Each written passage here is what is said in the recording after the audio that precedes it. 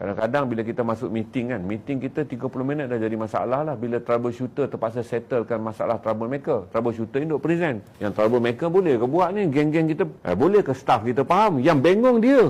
This one idiot manager. Dia bengong. Dia duk menentang tu. Troubleshooter orang ni dah nak bagi dah semua. Kerana dia bodoh, dia anggap semua idea, saya rasa tak boleh ni. Tim saya tak boleh buat ni. Saya rasa tak boleh ni. Ini jadikan kita kena kerja 7 jam menghadap benda ni.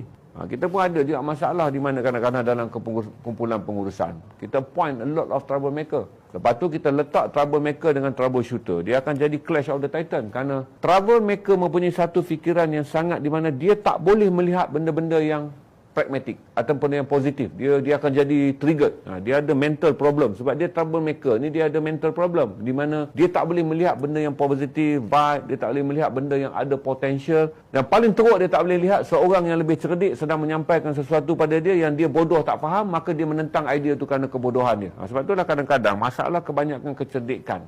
Dia dibunuh oleh orang bodoh yang tak faham. Dia tak dibunuh oleh orang cerdik yang lain. Dia dibunuh oleh kebodohan orang yang tidak faham.